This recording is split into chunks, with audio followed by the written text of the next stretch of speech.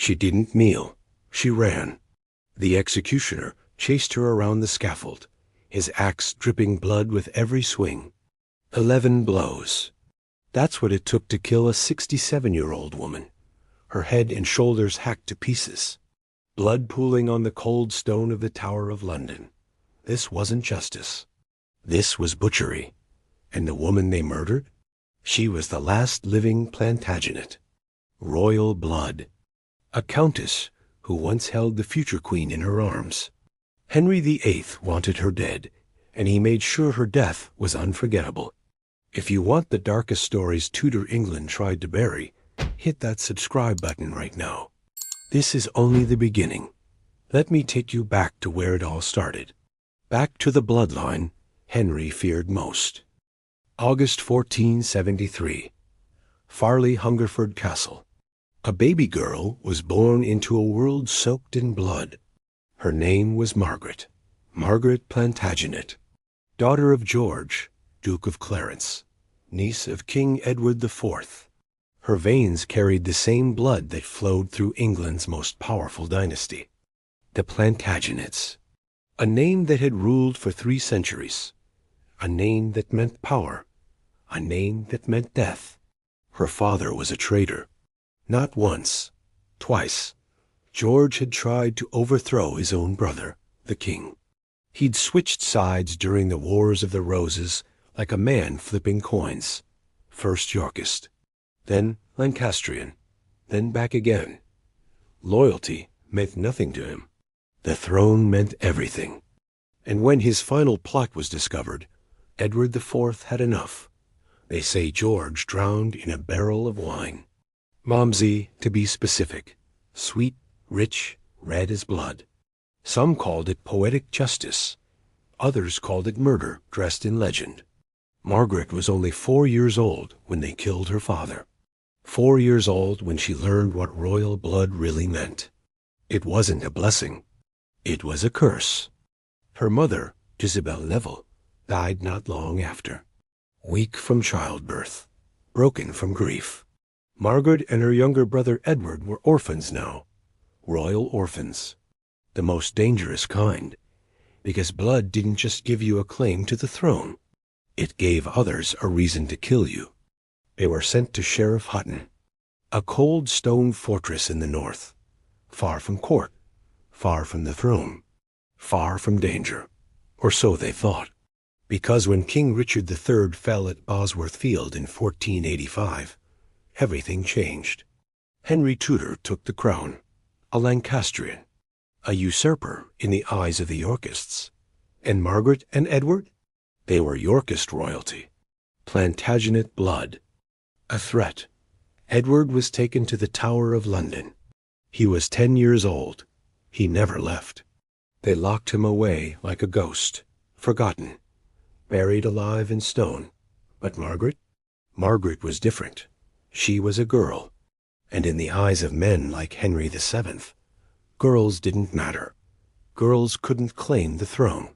So instead of killing her, he married her off. 17 years old. Wed to a man named Richard Pole, a Tudor loyalist, a nobody. It was a calculated move. Bind the Yorkist bloodline to a loyal Lancastrian servant. Neutralize the threat. Bury the Plantagenet name under a new one. And for years, it worked. Margaret lived quietly, raised her children, played the obedient Tudor wife. She survived by staying invisible, by swallowing her pride, by pretending her blood didn't matter. But blood always matters. And in Tudor England, the past never stayed buried for long.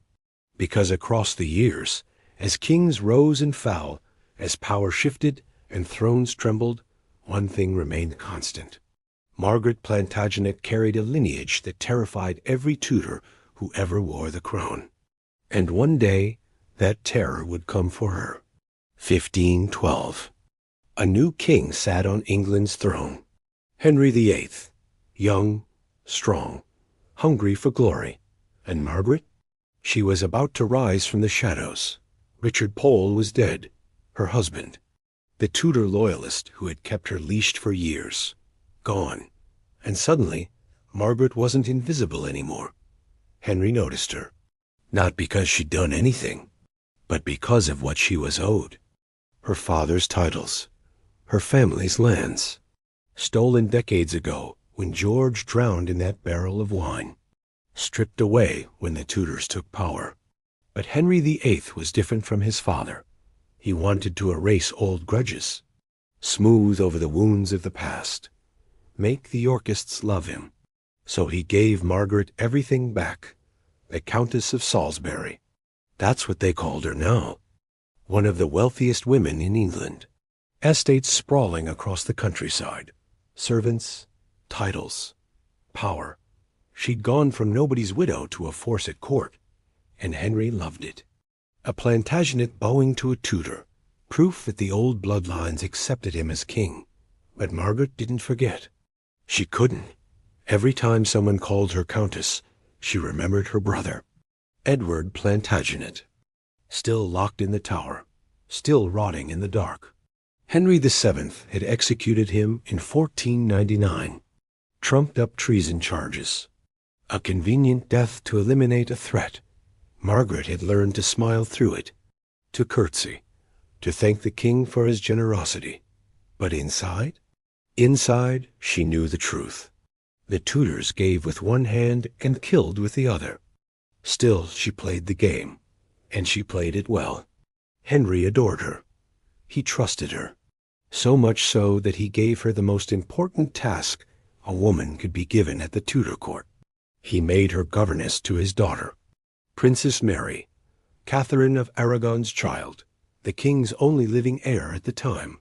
A tiny girl with red hair and her mother's stubbornness. Margaret raised her, taught her, loved her like her own, and Mary adored her in return. They were bonded. Blood might not have connected them, but loyalty did. For years, Margaret stood at the center of the Tudor world. Wealth, influence, the king's favor. She had everything she'd been denied as a child, everything her Plantagenet blood had once promised her. But there was a cost, because Margaret had sons, 5 of them, and one of those sons was brilliant, educated, ambitious. His name was Reginald. Henry paid for Reginald's education, sent him to Oxford, then to Padua, the finest universities in Europe. The king was grooming him, molding him into a scholar. There was one person Margaret would die for, one person who made all the danger worth it. Princess Mary, Catherine of Aragon's daughter, the girl with eyes like steel and a will sharper than any blade. Margaret had raised her from infancy, dressed her, taught her to read, to pray, to stand tall even when the world tried to crush her. They weren't just governess and princess, they were mother and daughter in everything but blood. And Mary worshipped her. When Catherine fell from grace, when Henry cast her aside like rotting fruit, Margaret stayed loyal. She didn't bow to Anne Boleyn, didn't pretend the king's new marriage was legitimate. She stood by Catherine, by Mary, by the old faith, and that made her dangerous. Henry wanted Mary to accept Anne as queen, to call herself a bastard, to admit her mother's marriage was a sin. But Mary refused, over and over. No matter how much pressure, no matter how many threats, she would not break. And Margaret was the reason why. The king knew it. Everyone at court knew it. Margaret Pole was the spine keeping Mary upright, the voice whispering in her ear, the one telling her to hold firm, to never surrender, and Henry hated her for it. In 1533, he struck Margaret was dismissed, stripped of her position as governess, banned from seeing Mary. The separation was brutal. Mary wept for days. She begged to see Margaret, wrote letters, pleaded, but Henry refused. He wanted to break Mary, to isolate her, to make her submit. But even from a distance, Margaret's influence lingered. Mary didn't break. She didn't bow. She remained defiant, and Henry blamed Margaret for every bit of it. For 3 years they were kept apart. 3 years of silence, of separation, of pain. Margaret returned to her estates, watched from afar, waited. She couldn't protect Mary anymore, couldn't hold her, couldn't whisper courage into her ear. All she could do was survive and hope. Then Anne Boleyn fell, beheaded, replaced, and suddenly the political winds shifted. Henry brought Margaret back to court in 1536. It wasn't forgiveness, it was practicality. Jane Seymour was queen now. Mary was back in favour, sort of, and Margaret. She was allowed back into the fold, back into Mary's life. They clung to each other. 2 survivors, 2 women who'd endured Henry's wrath and lived to tell the tale. Margaret was older now, wearier, but still fierce, still unbroken. Mary adored her more than ever, and Margaret would have walked through fire for that girl. But there was a problem, a shadow looming over everything. Margaret's sons, especially Reginald, the cardinal, the exiled, the traitor. Reginald was in Rome now, safe, untouchable, writing pamphlets, preaching against Henry, calling for invasion. And the more he spoke, the more dangerous Margaret became.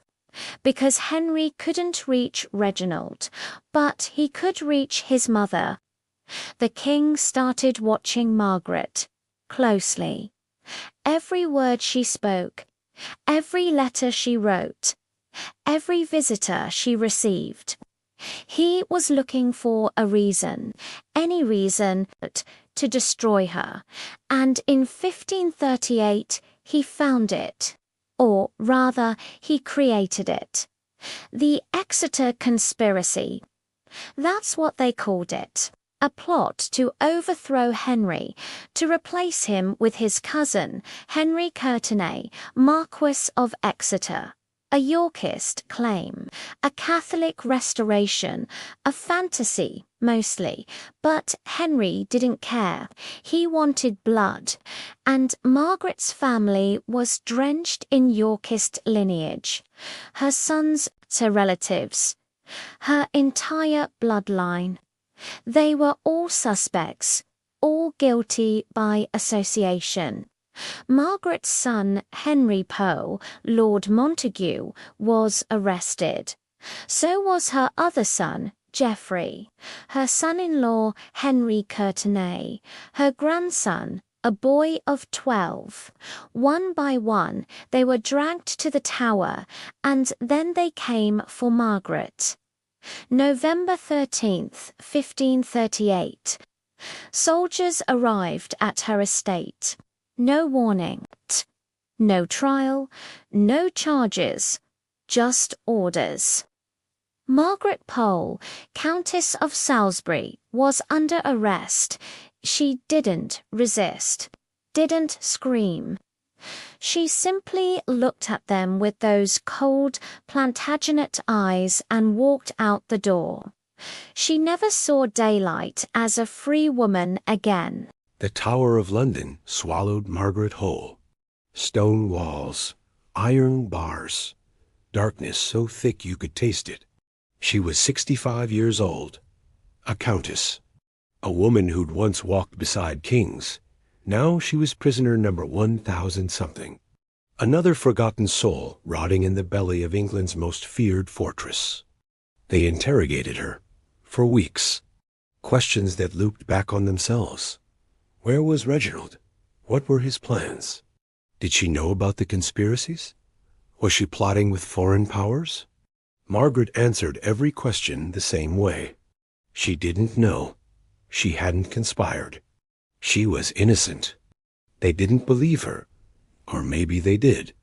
It didn't matter. Innocence was irrelevant when your bloodline was a threat. Her sons weren't so lucky. Henry Pole, Lord Montague. Geoffrey Pole. Both arrested. Both tortured. Geoffrey broke first. He confessed to everything. Things he'd done. Things he hadn't. Things he'd imagined. They made him testify against his own brother. His own family. And when they were done squeezing confessions out of him, they let him live. Barely. Henry Pole wasn't so fortunate. He was executed in January 1539. Beheaded on Tower Hill. Margaret's eldest son. Her pride, her legacy. Gone. His crime? Being related to Reginald. Being Plantagenet. Being dangerous by blood alone. Margaret was at Cowdray House when they killed him. Under house arrest. Isolated. She didn't even know he was dead until weeks later. When she found out, she didn't cry. Couldn't. There were no tears left. Just a hollow ache where her heart used to be. In May 1539, Parliament passed a bill of attainder against her. No trial. No defense. Just an official decree. Margaret Pole was guilty. Of what? Abetting her sons. Plotting to marry Princess Mary to Reginald. Treason against the crown. The evidence was laughable. A tunic embroidered with the 5 wounds of Christ. A religious symbol found in her belongings. Or planted there, depending on who you asked. It didn't matter. The attainder stripped her of everything. Her titles, her lands, her wealth. Decades of loyalty to the Tudors erased with the stroke of a pen. She was no longer Countess of Salisbury. She was just Margaret, prisoner, traitor, Plantagenet. They moved her to the Tower in December 1539. A cold, damp cell, thin blankets, stale bread. The walls pressed in on her. She scratched words into the stone, messages, prayers, defiance. One phrase survived. History remembers it. For traitors on the block should die. I am no traitor. No, not I. She meant every word. But Henry didn't care about truth. He cared about control, about crushing anything that threatened him. And Margaret's existence was a threat. Her blood, her loyalty to Mary, her connection to Reginald. All of it? 2 years passed. 730 days in the Tower. Darkness, cold, isolation. Margaret grew frail. Her bones ached. Her hair went white. But her spirit, still unbroken. Still fierce. She prayed, waited, survived. Outside the Tower walls, the world kept turning. Henry married again. Catherine Howard. A girl young enough to be his granddaughter. He was bloated now, diseased, his leg rotted with ulcers, his mind twisted with paranoia. He saw enemies everywhere, plots in every shadow, and Reginald Pole was still out there, still writing, still calling for Henry's destruction. In May 1541, rumors reached the king. Reginald was planning something. An invasion? A rescue. He was coming for his mother. Henry's rage exploded. He couldn't let that happen. Couldn't let Reginald make a martyr out of Margaret. Couldn't let the Plantagenets win. So he made a decision. Margaret Pole had to die. Immediately. No trial, no ceremony. No time for Reginald to save her. On the morning of May 27th, 1541, soldiers came to Margaret's cell. They woke her before dawn, told her to stand, to walk. She asked why. They didn't answer. She already knew. The walk from the cell to Tower Green felt like miles. Every step heavy, every breath cold. The sky was gray. The kind of gray that promised nothing. No sun, no warmth, no mercy. Margaret didn't beg, didn't plead for her life. She'd spent 67 years surviving. And now? Now she would show them how a Plantagenet died. She reached the scaffold. A small wooden platform. A block. And standing beside it, an axe in his hands, was the executioner. Except he wasn't an executioner. He was a boy. An apprentice. Inexperienced. Terrified. And Margaret knew. This wasn't going to be clean. This wasn't going to be quick. This was going to be butchery. Reginald Pole didn't just betray Henry. He declared war on him. From the safety of Italy, surrounded by cardinals and princes, he wrote words that burned hotter than any flame. Words Henry couldn't ignore. Words that would doom his entire family. The year was 1536. Henry had just broken England from Rome, declared himself supreme head of the church, dissolved monasteries, executed bishops who refused the vow. The Catholic world was in shock. And Reginald? He was furious. He'd been Henry's golden boy once, educated at the king's expense, groomed for greatness. Henry trusted him, loved him, saw him as a future Archbishop of Canterbury, a loyal servant who would defend the king's new church. But Reginald had other plans. When Henry asked him to support the annulment from Catherine of Aragon, Reginald refused, quietly at first. He left England, stayed in Italy, avoided the conflict. But Henry kept pushing, kept demanding loyalty, kept asking Reginald to choose. So Reginald chose, and his choice was brutal. He wrote a book, Pro Ecclesiasticae Unitatis Defensio, in defense of the unity of the church. It wasn't just theology. It was a public execution of Henry's character, a manifesto of rage, a declaration that Henry was a heretic, a tyrant, a monster who had torn England from God. Reginald didn't hold back.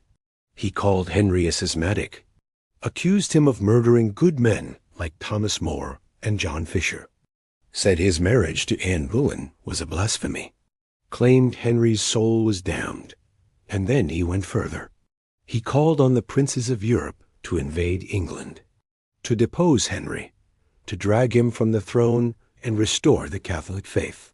It was treason, pure, undiluted, treasonous, and Reginald sent it directly to the king. Henry read every word, alone in his chambers, his face turning red, his hands shaking. By the time he finished, he was foaming with rage. This wasn't just betrayal. This was humiliation, public, international, irreversible. Henry wanted Reginald dead, immediately. He sent assassins, spies, promises of gold to anyone who could deliver Reginald's head. But Reginald was untouchable. The Pope made him a cardinal, protected him, shielded him. He moved from city to city, always one step ahead, always safe. And Henry? Henry was stuck, unable to reach the one man he wanted to destroy most. So he did what Tudors always did. He punished the family instead. Reginald's brothers, his cousins, his mother, anyone with Pole blood, anyone connected to the cardinal. They became targets, enemies by association, guilty of treason they hadn't committed. Henry's rage was a disease. It infected everything, spread through the court like poison. Nobles whispered. Courtiers kept their distance from anyone related to the Poles, because proximity to Reginald meant proximity to danger. And danger in Tudor England meant death. But it wasn't just paranoia. Reginald kept writing, kept preaching, kept rallying support from Catholic Europe. In 1538, Pope Paul III sent him on a mission, travel through France, through Spain, encourage them to break ties with England, to invade, to overthrow the heretic king. It didn't work. Not fully. The European powers were too busy with their own wars to care about England's religious drama. But the threat was real, and Henry felt it. Every day, every moment. Reginald was out there, free, alive, Mocking him and Margaret? She knew nothing about most of it. She hadn't spoken to Reginald in years. Hadn't conspired. Hadn't plotted. But it didn't matter. In Henry's mind, she was guilty. Guilty of raising him. Guilty of sharing his blood. Guilty of existing. Reginald's words had signed her death warrant. Every sentence he wrote. Every accusation he hurled. Every call for invasion. They were nails in Margaret's coffin. And the worst part, Reginald knew it. He had to. He was brilliant, calculating. He understood politics. Understood Henry. He knew what his words would cost his family. And he wrote them anyway. Some called it courage. Others called it martyrdom. But for Margaret, locked in her cell, starving, freezing, waiting for death, it was abandonment. Her son had sacrificed her for his principles, thrown her to the wolves to make a point, and there was nothing she could do about it. No way to reach him. No way to beg him to stop. No way to save herself from the consequences of his righteousness. Henry's revenge was coming, and it would be thorough, brutal, final, because if he couldn't kill Reginald, he'd make sure Reginald felt every death, every execution, every drop of pole blood spilled. He'd make the cardinal suffer by proxy, starting with Margaret. 1538. The year Henry decided to erase the Poles from existence. Not just Margaret. Not just her sons. Everyone. Every branch of the family tree. Every drop of Plantagenet blood. He would burn them all. It started with whispers. Rumors of a conspiracy. A plot to overthrow the king.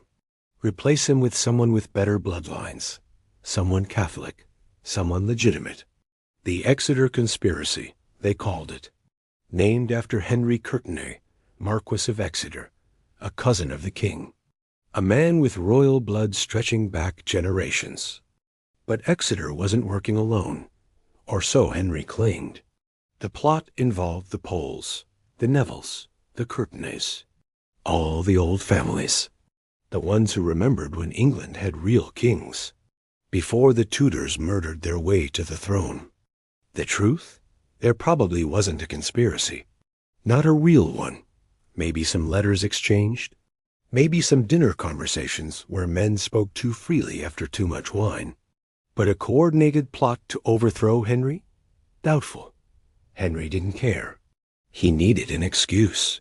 And this was perfect. August 1538. Geoffrey Pole was arrested first. Margaret's youngest son, the weak one. The one who cracked under pressure. They dragged him to the tower, locked him in a cell. And then they started asking questions. Geoffrey broke within days, maybe hours. He told them everything. Conversations with his brothers. Complaints about the king. Jokes about Henry's marriages. Sympathy for the old faith. Nothing treasonous. Nothing actionable. But enough. Enough to condemn his entire family. They arrested Henry Courtenay next. The Marquis of Exeter, one of the wealthiest men in England. A man who'd served Henry loyally for decades. Didn't matter. His blood was too dangerous. His claim too strong. His loyalty too suspect. Then came Henry Pole, Lord Montague, Margaret's eldest, the pride of the family, a respected nobleman, a member of the Privy Council. He'd advised the king, fought for him, bled for him. None of it mattered. They came for him in November. Soldiers stormed his estates, tore through his belongings, searched for evidence. They found nothing. So they made it up. Geoffrey's testimony. That's all they needed. Geoffrey said Henry complained about the king's religious policies. Said he'd spoken favorably of Reginald. Said he'd questioned the legitimacy of Henry's marriages. Treason by words. Treason by thought. Henry Pole was dragged to the tower. His wife and children left behind, screaming, begging, ignored. One by one, the arrests continued. Sir Edward Neville, a distant relative, Hugh Holland, a family priest, anyone connected to the Poles, anyone who'd ever shared a meal with them, anyone who'd spoken their name with affection. The tower filled with prisoners, nobles who'd once walked freely through Hampton Court, now rotted in cells meant for common criminals. Cold stone, darkness, the smell of fear and decay. Henry Courtenay's wife, Gertrude, was arrested. So was their 12-year-old son, a child, locked away, guilty of nothing but inheritance. Margaret's grandson, too, Henry Pole's boy, young, innocent, terrified. They threw him in a cell and left him there. Let him rot alongside his father. Let him learn what it meant to be Plantagenet. December 9th, 1538. The trials began, if you could call them trials. They were formalities, theater. The verdicts were decided before the accused even entered the courtroom. Henry Courtenay went first, Marquis of Exeter, accused of conspiring with Reginald Pole to invade England, accused of plotting to marry his son to Princess Mary, accused of treason, guilty, sentenced to death. Henry Pole was next, Lord Montague, accused of supporting his brother's attacks on the king, accused of speaking against royal policy, accused of treason, guilty, sentenced to death. The others followed, one after another, guilty, guilty, guilty. The courtroom echoed with condemnations, with death sentences, with the sound of a bloodline being erased. January 9th, 1539. Tower Hill. Dawn. The executions began. Henry Courtenay died first, beheaded, his head held up for the crowd, blood dripping from the stump of his neck. The Marquis of Exeter, reduced to a corpse. Henry Pole followed, Margaret's son, her eldest, her legacy. The axe fell, clean, quick, merciful, more mercy than Margaret would receive. Sir Edward Neville, Hugh Holland, others, all executed, all dead by noon, their bodies carted away, their heads spiked on London Bridge. A warning to anyone with dangerous blood. Geoffrey Pole, he lived, the traitor who betrayed his family. The weak one who broke, they pardoned him, let him go, destroyed him in a different way. He'd spend the rest of his life knowing he'd killed his own brother. And Margaret? She was still alive, still locked in the tower, still unaware of how much blood had been spilled, still waiting for her turn, because Henry wasn't done. Not yet. The Pole family still existed. Margaret still breathed. Reginald still preached. And that was unacceptable. November 13th, 1538. The day Margaret's world ended. Not with an axe, not yet. With a knock on the door. She was at Warblington Castle, her home, surrounded by servants who'd known her for decades, sitting by the fire, reading, praying, living what remained of her life in quiet dignity. Then the soldiers came.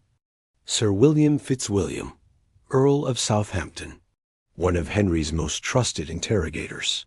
He stood in her doorway with a company of armed men. No smile, no apology, just a rolled parchment and cold eyes. Margaret Pole, Countess of Salisbury. You are under arrest by order of the king. She didn't flinch, didn't cry, didn't beg. She simply stood, smoothed her skirts, and asked what the charges were. Treason, conspiracy, abetting enemies of the crown. She laughed, a short, bitter sound. Treason? She'd served the Tudors her entire life, raised their children, supported their wars, bowed to their whims. And now? Now she was a traitor? Fitzwilliam didn't argue, didn't explain. He didn't need to. Orders were orders, and Henry's orders were absolute. They took her that day. No trial, no hearing, no chance to defend herself. Just soldiers dragging a 65-year-old woman from her home. Her servants watched, silent, terrified, knowing they couldn't help, knowing that even looking sympathetic could mean death. Margaret was brought to Cowdray House first, A noble prison, technically house arrest, but a prison nonetheless. Guards at every door, every window, every exit. She was isolated, cut off from the world, from Mary, from anyone who might help. And then the interrogations began. Fitzwilliam came every day, sometimes twice, asked the same questions over and over. Where was Reginald? What were his plans? Who was helping him? What letters had she received? What conspiracies had she joined? Margaret answered every question the same way. She didn't know, hadn't conspired, was innocent. They didn't believe her, or maybe they did. It didn't matter. They weren't looking for truth. They were looking for confessions, for names, for reasons to justify what they'd already decided. Fitzwilliam was brutal, not physically. He didn't need to be. His words were weapons. He told her about her sons, about Henry's execution, about Geoffrey's betrayal, watched her face crumble, watched the pain bloom in her eyes. And then he pressed harder. You raised traitors. You poisoned their minds against the king. You're as guilty as they are. Margaret didn't break, even when he described Henry's death in detail, even when he told her Geoffrey had testified against the family, even when he said her grandson was locked in the tower. She stayed silent, defiant, unmovable. Fitzwilliam wrote to the king, frustrated, angry. He called Margaret the most stubborn woman he'd ever interrogated. Sighed she defended herself with a manly countenance, with precision in every word and gesture. He almost admired her. Almost. But admiration didn't save her. December 1539. They moved Margaret to the Tower, the real prison, the place where hope went to die. Her cell was small, damp, cold, a narrow bed, a bucket, thin blankets that did nothing against the winter chill. She was given minimal food, stale bread, watery soup, sometimes nothing at all. They wanted her weak, broken, ready to confess. Margaret refused. She prayed instead, scratched messages into the stone walls, defiant words that would outlive her. She wouldn't give Henry the satisfaction of seeing her beg. The isolation was worse than the cold, worse than the hunger. She'd spent her life surrounded by people, by children, by Mary, by family. Now there was nothing. Just silence, stone, darkness. She didn't know how long she'd been there. Days blurred into weeks, weeks into months. Time lost meaning.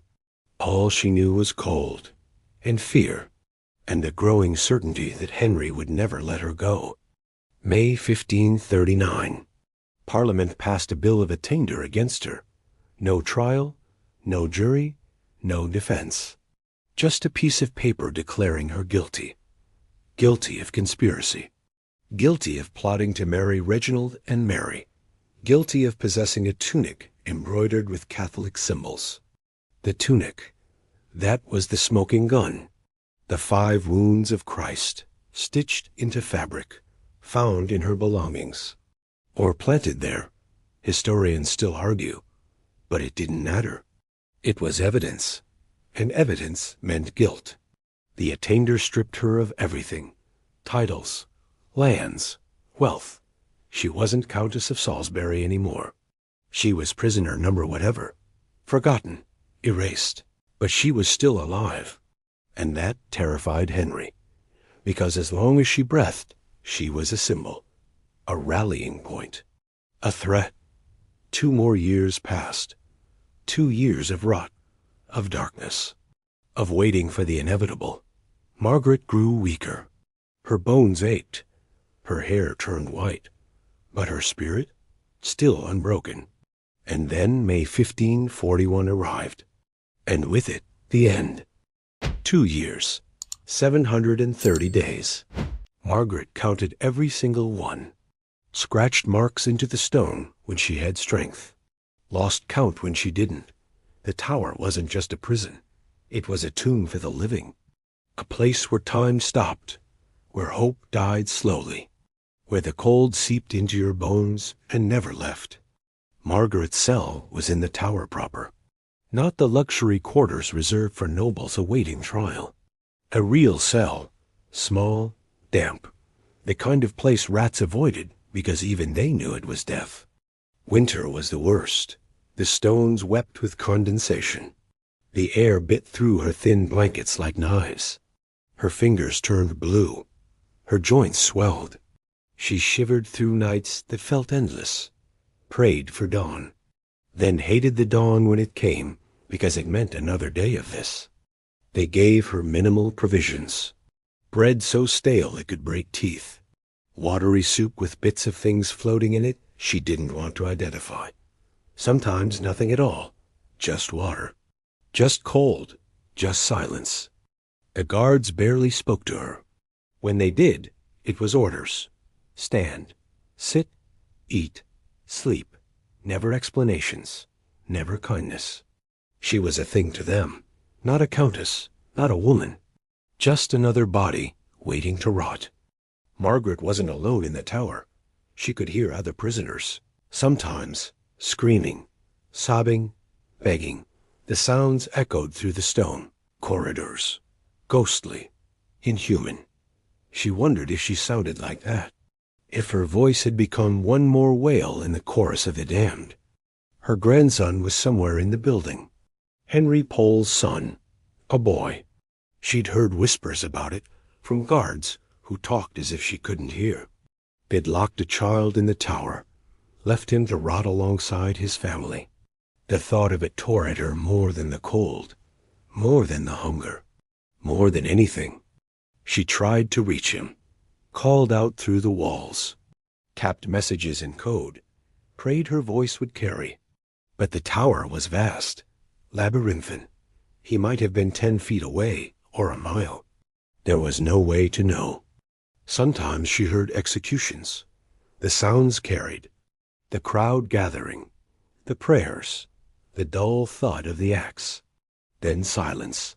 She'd lie awake afterward, wondering who it was, whose family just lost someone, whose bloodline just ended.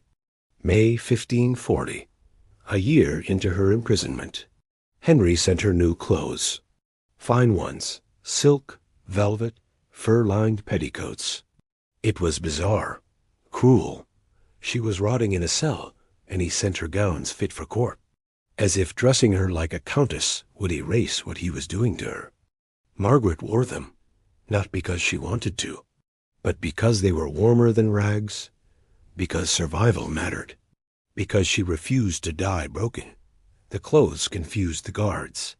They didn't know how to treat her. Prisoner or noblewoman? Traitor or countess? She was both. She was neither. She was whatever Henry needed her to be in that moment. The interrogations stopped after the first year. Fitzwilliam stopped coming. No more questions, no more accusations. They'd gotten what they wanted, or realized they'd get nothing. Either way, Margaret was left alone, forgotten. Except she wasn't forgotten. Not really, because Henry was still watching, still waiting, still deciding. Spring 1541. Rumors reached the tower, whispers from guards, fragments of news from the outside world. Reginald was planning something, an invasion, a rescue. He was rallying Catholic forces, coming for his mother.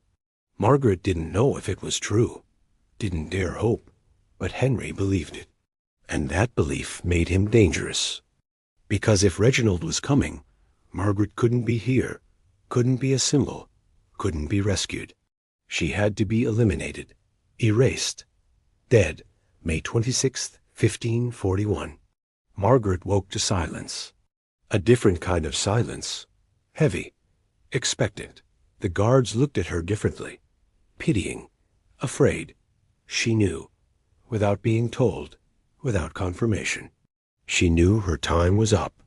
That night she didn't sleep, sat awake in the darkness, thought about her life, her children, Mary, the girl she'd raised like a daughter, wondered if Mary would remember her, wondered if anyone would. She thought about her father, drowned in wine. Her brother, executed in this same tower. Her sons, dead on Tower Hill. Her entire bloodline, erased, destroyed, all because of blood they couldn't control. The Plantagenets had ruled England for 3 centuries. And now? Now they were ghosts, memories, warnings carved into history books. Don't be too noble. Don't have the wrong blood. Don't threaten kings.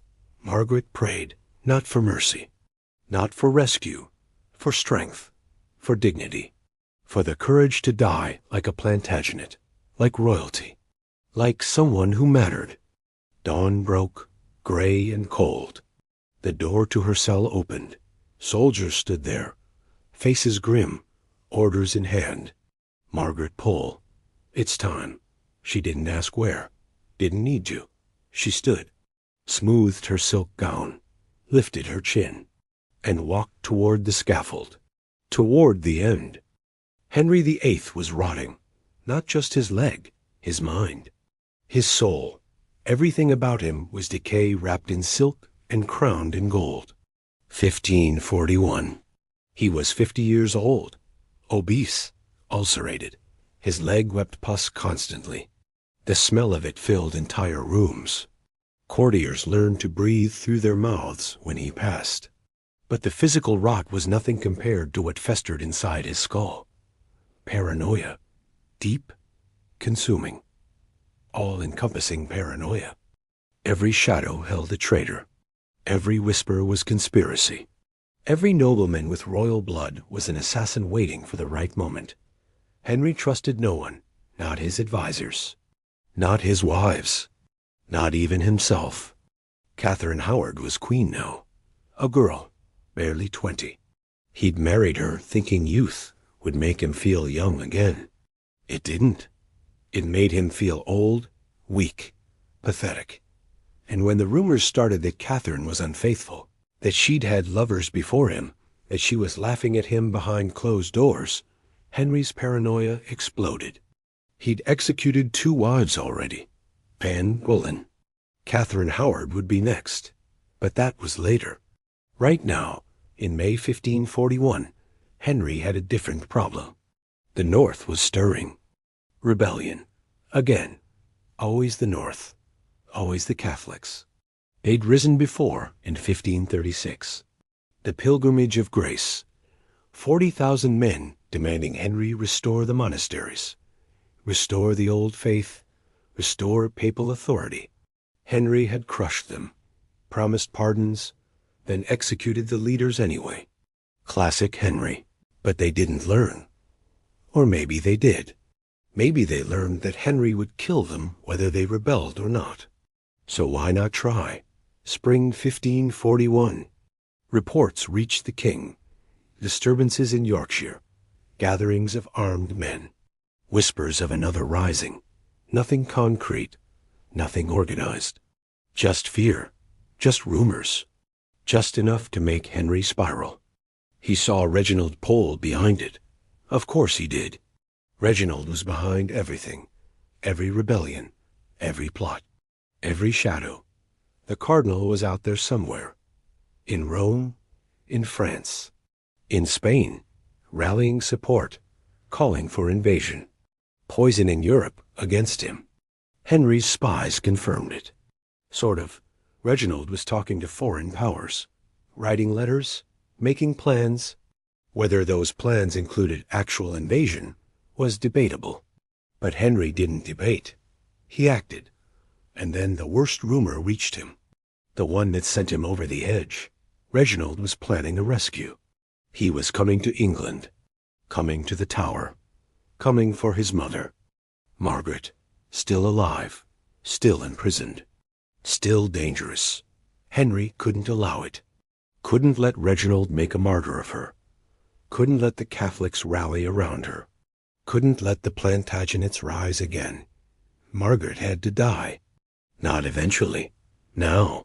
His advisors counseled patience. She was an old woman. Harmless. Already attainted. Already stripped of everything. What threat could she possibly pose? Henry didn't listen. Because Margaret wasn't just a threat to his throne. She was a threat to his legacy, to his authority, to his control. As long as she breathed, she represented everything he'd tried to destroy. Old blood, old faith, old loyalties, the England that existed before him, the England that might exist after him. He couldn't tolerate it. Wouldn't.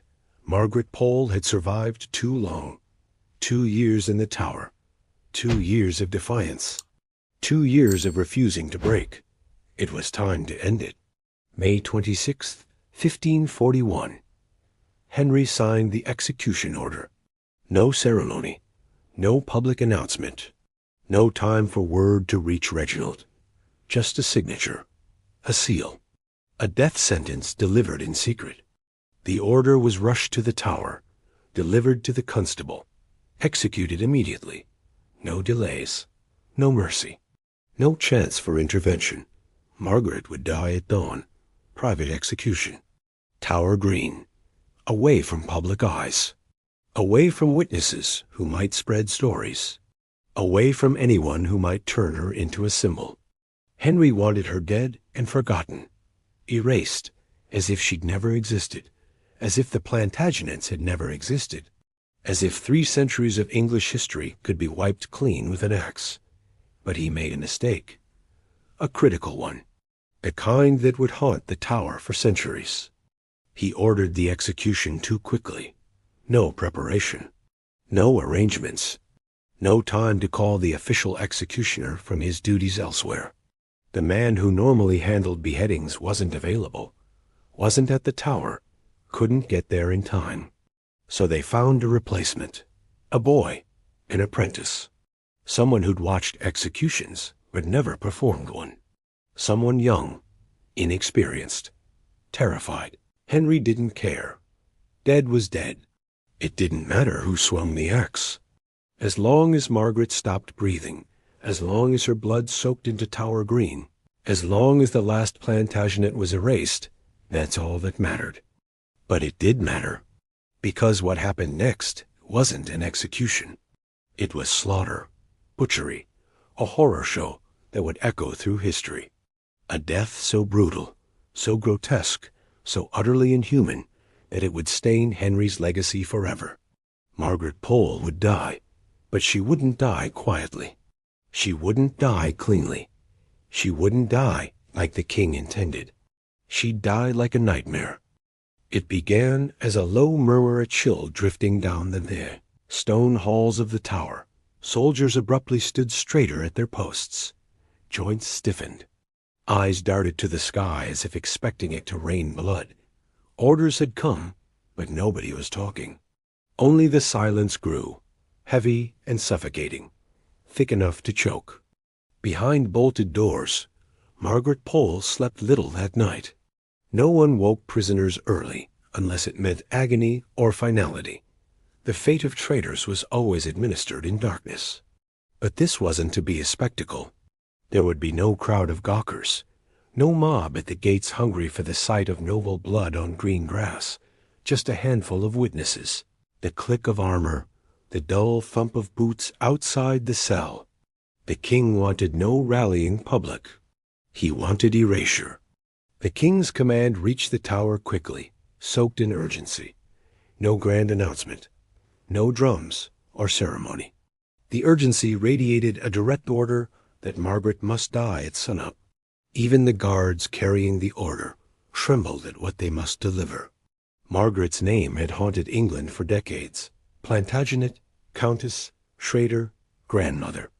Legend and threat bundled into one frail body. Why now? Whispers claimed Henry's spies had intercepted rumors of a possible rescue, the exiled cardinal's plots, the unrest of the north. Another shadow rebellion whispered through desperate lips. Others insisted Henry's sleeplessness and festering wounds sharpened his suspicion nightly, turning his bedchamber into a fog of dread. Each flickering candle at court revealed imagined plots. Each echoing footfall in the Tower triggered suspicion of Catholic incursions, or a Plantagenet uprising ghosts clawing from the tomb. Henry was desperate for control, the only pleasure left to him as his body decayed. The ghosts of murdered friends, wives, and counselors followed him, so he gathered more names to silence, names to sweep from history. Margaret's made the king's blood run cold. He could not let the past survive. Matins' bells had not yet rung when iron clattered outside her cell. Keys fumbled, the door jerked open, and Margaret was told, quietly and firmly, to rise. She looked each man in the eye. "Is it time, then?" One nodded. She did not weep, just stood, regal as any queen, and smoothed her gown, for Henry had sent new robes in winter, too fine for a prisoner. Some said it was mockery. Margaret wore them with the dignity of her line. Sunlight crept, gray and cold, into the tower as she was led through silent passages. Even the birds seemed to hold their breath. On Tower Green, the block waited a crude stage for a brutal ending. The executioner was not the seasoned master usually reserved for the highborn. He was just a boy, white-faced, axe trembling as much as Margaret's hands were still. Those gathered a priest, officials, fearful witnesses would be haunted too. The order had been quick, the audience small, but the terror of Henry's wrath lingered, hugging every stone, whispering that anyone could be next. The king wanted erasure. But what he unleashed that dawn would be remembered in nightmares forever. Dawn arrived reluctant and pale. The sky refused color, as though ashamed to witness what was about to unfold. Tower Green woke slowly. Birds hesitated to sing. The Thames whispered instead of roared. Even the stones seemed to shudder beneath the feet of soldiers who moved like ghosts through the morning mist. Margaret Pole woke long before they came for her. Sleep had abandoned her hours ago, replaced by cold clarity. Her body ached 2 years of stone floors, and thin blankets had hollowed her bones. Her hands trembled not from fear, but from exhaustion, from age, from the weight of knowing this would be her final sunrise. She prayed, not for rescue, not for mercy, for strength, for the courage to walk those final steps without faltering, for the dignity her bloodline demanded. Plantagenets did not beg, they did not break, and she would not be the first. The key turned in the lock at dawn. 3 soldiers entered, eyes averted. One cleared his throat twice before speaking. "My lady." "It is ordered." Margaret stood without assistance. Her silk gown, the one Henry had sent months earlier, mockery wrapped in velvet, hung loosely on her frame. She'd lost weight, lost warmth, lost everything except her spine, which remained straight as a blade. "I am ready." They led her through corridors she'd walked 1,000 times in better days, past cells housing other forgotten souls, past torture chambers where screams still echoed in the walls, past chapel doors where she'd once prayed as a countess, not a condemned woman. Tower Green materialized through the morning fog, small, private, intimate in its horror. No crowds, no spectacle. Just a handful of witnesses, officials required by law, a priest muttering prayers, guards standing at attention with faces carved from stone, and the scaffold, a simple wooden platform, a block stained dark from previous deaths, and standing beside it, gripping an axe that looked too heavy for his thin arms, was the executioner. He was a boy, 17 at most, his face chalk-white, his hands shaking so violently the axe blade caught the weak sunlight and threw trembling shadows across the grass. This wasn't the official executioner. This was someone's apprentice. Someone's mistake. Margaret's stomach turned. She'd seen executions, knew how they should go. One clean blow. Quick, merciful, professional. This boy knew nothing. Had probably never beheaded anything larger than a chicken. She walked toward the scaffold anyway, each step deliberate, measured, refusing to stumble, refusing to give Henry the satisfaction of seeing her crawl to her death. The constable of the tower met her at the platform's edge. His voice was hollow. "My lady, you have been condemned for treason. Do you have final words?" Margaret looked past him, past the scaffold, past the tower walls, toward a horizon she'd never see again. When she spoke, her voice carried across the green like a bell. I am no traitor. I have always been faithful to the crown. I die for the sins of my son, not my own. May God have mercy on the king's soul. He will need it more than I. Silence. Heavy. Suffocating. The witnesses shifted uncomfortably. The boy executioner's face went from white to green. Margaret climbed the scaffold. The wood creaked under her weight. She stood before the block, looking down at it. This was where she was supposed to kneel. Supposed to lay her head down like lamb to slaughter. Supposed to make it easy. She didn't move. The constable leaned closer, voice urgent. My lady, you must kneel. Please. Margaret turned to face him. Her eyes Plantagenet eyes, eyes that had seen kings crowned and queens beheaded, eyes that carried 3 centuries of royal blood blazed with defiance. I will not make it easy for murderers. And then she ran, not far, not fast. A 67-year-old woman in silk robes couldn't outrun armed soldiers. But she ran, away from the block, away from the boy with the axe, away from the death Henry had ordered. The witnesses gasped. The priest stopped praying mid-word. The soldiers froze, unsure what to do. You couldn't chase a countess around a scaffold. It wasn't done. It wasn't dignified. But the boy executioner panicked. He lunged after her, axe raised, and brought it down. The blade missed her neck, struck her shoulder instead. Blood sprayed across the scaffold. Margaret screamed, a sound torn from her throat, raw and animal. She stumbled, but didn't fall. The boy swung again. This time he hit the back of her head. Bone crunched. Blood poured. Margaret collapsed to her knees, hands clutching at the wood, trying to crawl away. The witnesses stood paralyzed. This wasn't an execution. This was butchery. This was murder dressed in royal decree. And it wasn't over. Margaret's final walk began in silence. The kind of silence that swallows sound whole footsteps muffled, breathing shallow, the world holding its breath. She moved through corridors she'd once commanded as a countess, now escorted like a common criminal. The irony wasn't lost on her. Neither was the cruelty. No trial. That's what burned deepest. Henry hadn't even granted her the dignity of defending herself publicly.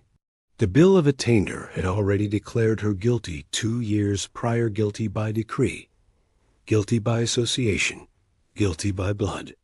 Parliament had stripped her of everything without letting her speak a single word in her defense. She was erased on paper long before the axe would attempt to erase her from existence.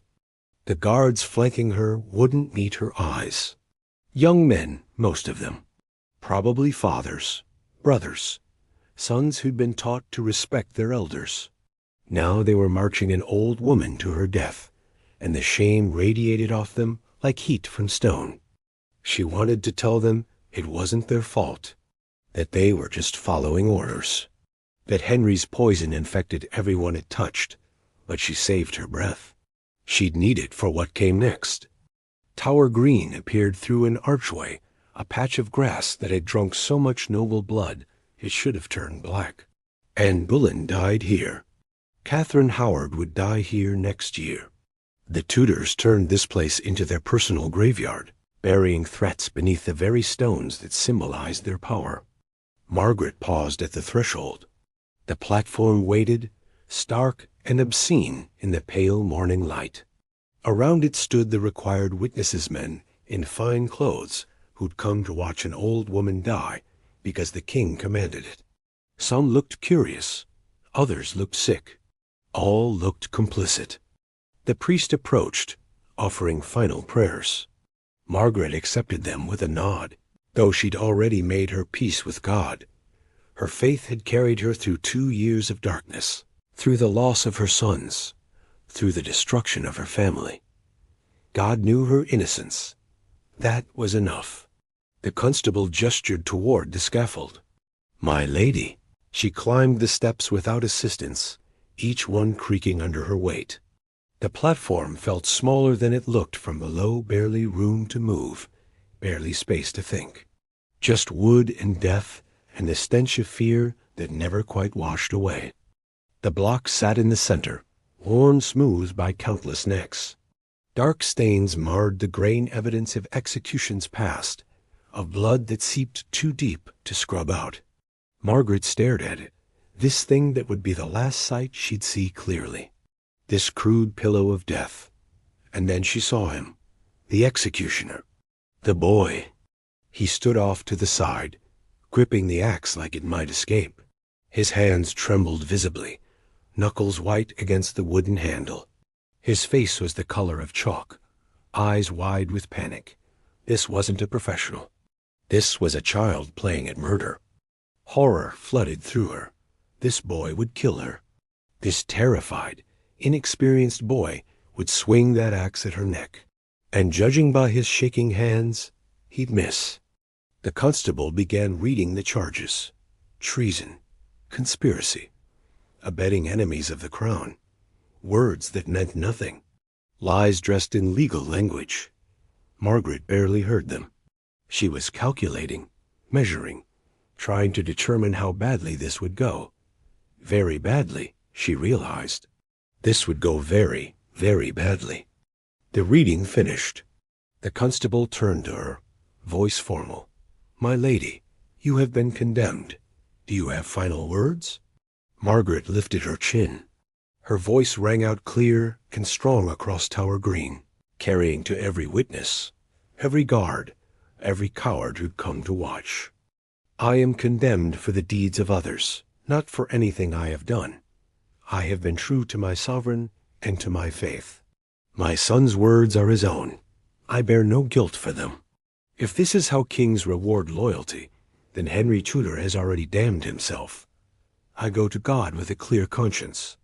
Let those who send me there do the same." The witnesses shifted uncomfortably. Someone coughed. The priest crossed himself. Margaret turned to face the block. This was the moment she was supposed to kneel, supposed to lay her head down, supposed to make it easy for the boy with the trembling hands to end her life with one clean blow. She looked at the block, then at the boy, then back at the constable, and she made a decision. She would not kneel for murderers, would not make Henry's revenge convenient, would not die obediently like a lamb accepting slaughter. If they wanted her dead, they'd have to chase her. His name is lost to history. No record survives. No gravestone marks his passing. He's remembered only for what he did that morning, the boy who butchered a countess on Tower Green. He was young, maybe 16, maybe 20. Age records didn't matter for apprentices. What mattered was that he'd never done this before. Never swung an axe at a living neck. Never felt the weight of a blade cutting through bone. Never seen the spray of arterial blood painting grass crimson. The official executioner wasn't there. Some say he was occupied elsewhere, Tower Hill, perhaps, or traveling between prisons. Others whisper he refused. That when the order came to kill Margaret Pole, immediately, privately, without ceremony, the master executioner declined, claimed illness, claimed prior commitment, claimed anything to avoid the job. Because even executioners had limits. Even men who killed for a living drew lines. And beheading a 67-year-old woman who committed no crime? That crossed it. So they found this boy, this apprentice, someone expendable, someone who couldn't refuse royal orders, someone who would swing the axe because disobedience meant joining the condemned. He stood on Tower Green that morning, hands slick with sweat despite the cold. The axe felt impossibly heavy. Iron and wood, and the weight of what he was about to do. His arms trembled. His legs threatened to buckle. Every instinct screamed at him to run. But soldiers surrounded the scaffold. Officials watched with hard eyes. The king's orders hung in the air like nooses. There was no escape, no mercy for hesitation. He would do this. or he would die. Margaret climbed the scaffold and saw him, really saw him, his youth, his terror, his complete lack of preparation. And she understood. This wasn't going to be quick. This wasn't going to be clean. This was going to be agony. The boy avoided her eyes, stared at the block instead, at the wood grain, at the dark stains, at anything except the woman he was about to kill. His breathing came shallow and fast, panic breathing, the kind that precedes violence or collapse. Someone handed him a cloth to wipe the blade. His hands shook so badly he dropped it, had to bend down, retrieve it, try again. The witnesses watched in uncomfortable silence. This was wrong. Everyone knew it. Everyone felt it. But no one stopped it. The constable finished reading charges. Margaret spoke her final words. Then came the moment she was supposed to kneel, supposed to position herself, supposed to make this easy. She refused. The boy's panic spiked. His orders were clear: execute the prisoner. But the prisoner wasn't cooperating, wasn't kneeling, wasn't presenting her neck. What was he supposed to do? Force her down? Chase her? Wait for permission? Margaret ran. Not far. Just a few desperate steps across the scaffold. Away from the block. Away from death. Away from the boy with shaking hands. The boy reacted on instinct. Soldiers were moving. Officials shouting. Everything was chaos. He lunged forward, raised the axe, and swung. He missed. The blade, meant for her neck, struck her shoulder instead. Metal bit through silk, through flesh, through muscle. Blood exploded across the platform. Margaret screamed a sound that tore through the morning like breaking glass. Pain, shock, horror, all compressed into one terrible noise. She fell to her knees, clutching the wound. Blood poured between her fingers, soaked her gown, pooled on the wood.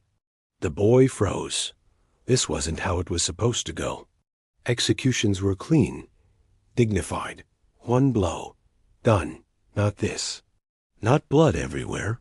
Not screaming. Not a woman on her knees trying to crawl away. Again, someone shouted. An official. A soldier. Someone with authority and no conscience. Finish it. The boy raised the axe, hands shaking worse now. Blood on the blade. Blood on his clothes. Blood everywhere.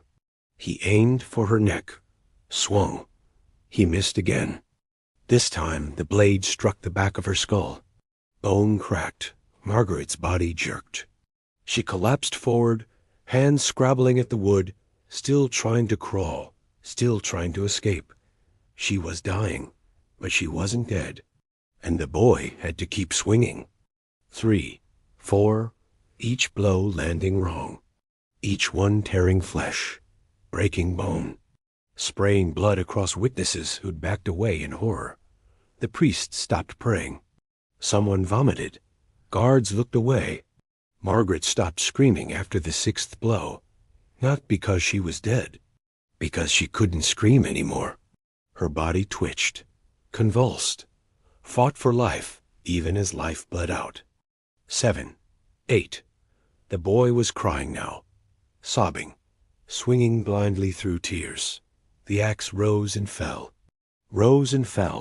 mechanical, mindless, a nightmare loop of violence. 9, 10. Her body finally stopped moving, but her head was still attached, barely, by sinew and skin and stubborn Plantagenet defiance. 11. The final blow, the one that severed everything.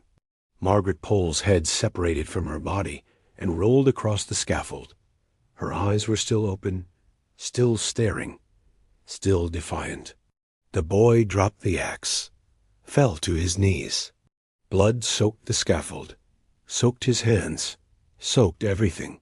He just killed a countess, in the worst way possible, and he'd never forget it. None of them would. The axe swung and the nightmare began. Time didn't slow. It fractured, splintered into scattered images and broken sounds, every frame painted in blood. The moment Margaret ran, the order of things collapsed, dignity evaporated. The rules of noble death dissolved into chaos. Witnesses gasped, some stepping back instinctively, as the scene devolved from solemn execution to raw slaughter. The executioner, little more than a terrified boy, lunged after her. He brought the blade down not at her neck, but blindly, desperate to fulfill his grisly command. Wood cracked and flesh split as the first blow missed its target, crashing into her shoulder. Pain exploded, but Margaret wouldn't fall. She stumbled, grasping for the edge of the scaffold, refusing to surrender to the panic and agony washing through her veins. Blood poured onto discolored boards. The apprentice raised the axe again, sweat and fear blurring his vision. His next attempt landed on her upper back, sending another shower of blood arching through the cold air. Each failed strike magnified Margaret's torment. She crawled forward a few inches, hands slick with her own lifeblood. Her silk gown soaked up crimson, darkening with each passing moment. The witnesses, now pale and wide-eyed, looked on as the horror unfolded. The priest faltered in prayer, words lost to the spectacle before him. A London official covered his mouth, turning away. The axe fell again and again, each blow wilder and less precise. It battered bone, ripped flesh, splintered wood under her body. 10 strikes, then 11, each one drawing out Margaret's suffering, dragging her death into a spectacle that defied description. The cruelty wasn't just in the violence. It was in the chaos, the abandonment of every rule of royal execution, every tradition, every last mercy. Margaret's voice, once strong with defiance, was gone.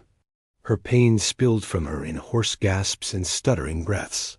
She tried to crawl, to escape the agony, but her body betrayed her, strength ebbing away with every heartbeat. By the 11th blow, the only movement left was in the trembling hands of the apprentice. The scaffold ran with blood, pooling beneath the bodies of those who'd killed before her. The executioner finally succeeded, separating Margaret Pole's head from her ravaged body. The silence afterward was absolute, a silence so dense it felt tangible. No one celebrated, no one moved. The officials were left rooted in place, transfixed by one of the most appalling spectacles the Tower had ever witnessed. The stain of Margaret's death would linger, ghost-like, on Tower Green. It was not simply the end of a life, nor even the extinction of a royal line.